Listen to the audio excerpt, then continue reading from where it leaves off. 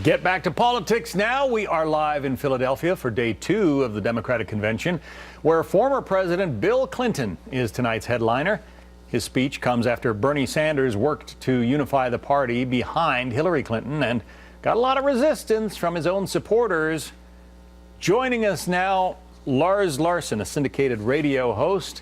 Also with us, Leslie Marshall, also a syndicated radio host and Fox News contributor. So, Lars, there is this effort to unify the Democratic Party after, a pretty bruising primary. Does it look to you like they have succeeded, like all of the bad times are behind them? Based on what I saw last night, absolutely not.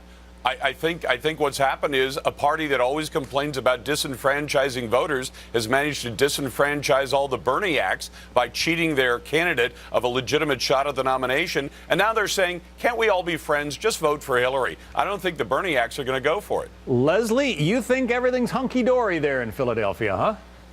Well, I wouldn't say everything's honky-dory, but I definitely was watching and at a different convention than Lars. At the end of the night, one of the things that I noticed and that encouraged me as somebody who supports Hillary myself was Bernie supporters holding up Bernie signs were also holding up "I'm with her" by the end. I definitely saw after Senator Al Franken's speech more and more momentum, more and more unity, not just with applause, but with less outburst. And honestly, as you know, guys, I'm here in Philadelphia, but I live in California, and the California delegation had the most, from what I saw, Bernie signs, and they were closest to the stage and the microphones. May I say that? All right, Lars, you've got Bill Clinton, the former president, up tonight.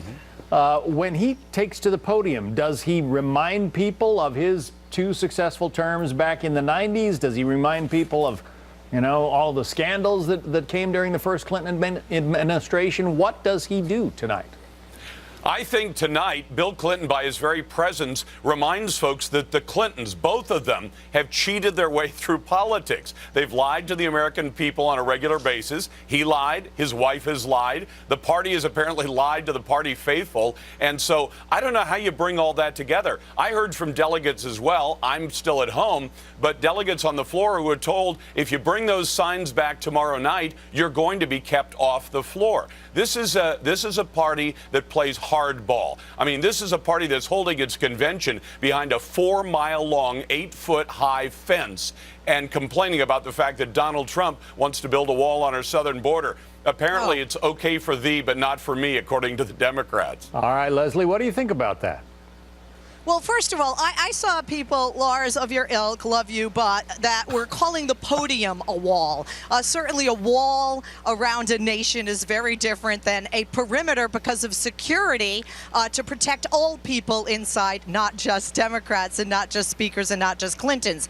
Bill Clinton certainly is not going to stand up and speak about scandals tonight. And I also don't think he should speak about his presidency because not just tonight in this convention, but going forward in November is about hopefully his wife being elected president. So I think he will speak to her strengths, and I think he will be very much more a uniter, even more so than the First Lady was and some other speakers last night. But sticking with you, Leslie, I mean, one of the problems, it is often said, is that Bill Clinton is so engaging and gregarious and just such a good old boy that he sometimes outshines his wife and her speaking abilities.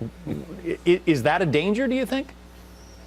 It would be a danger if she were going on right after him, perhaps a little bit.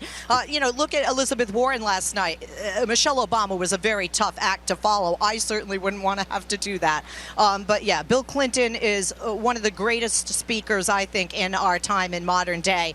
And the Democrats have that, in a sense, as an ace up their sleeve, which we'll see this evening. But he also has a very different personality, and I think that most Democrats there, on the floor, they know the difference between Bill and Hillary. But Lars, tonight is the night that Hillary's name gets placed in nomination. Exactly how they're going to do that, we don't yet know. Apparently there are discussions underway to have Bernie Sanders himself put her name into nomination. Whether that happens, we'll see. But if there are Sanders supporters out there who don't want Hillary, this is kind of their last night to really make mischief, isn't it?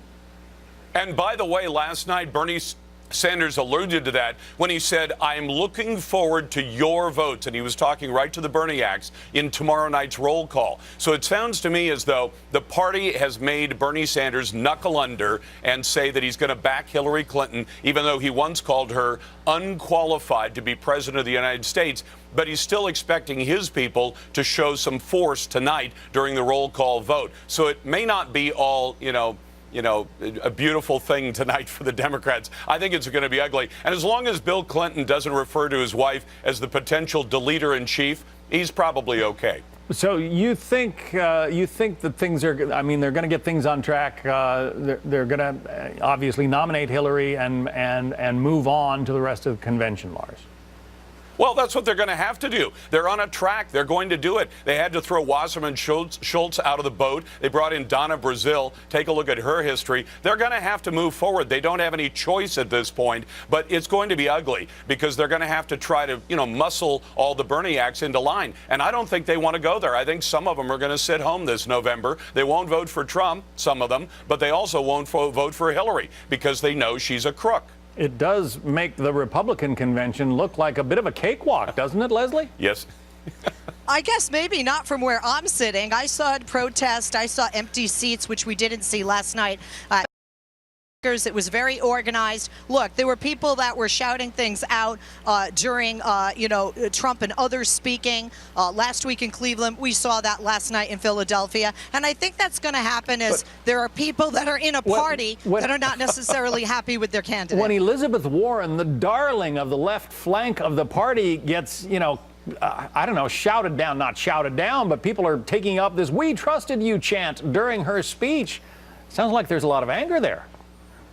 There is a lot of anger, but we have seen, if we look back to 2008, when Hillary Clinton stood up and said that she was endorsing Barack Obama, they showed the cameras panned to the people crying with Hillary signs and people booed. Then it was Hillary who put forth Barack Obama's name as the Democratic nominee back in 2008. She had no choice. Sometimes it looks like there's a bump, but I do think we'll be in a smoother course, and I did see that unity coming together last night. Leslie Marshall and Lars Larson, radio hosts both. Thank you. We'll keep watching this convention. It's going to be interesting. Thank you, John.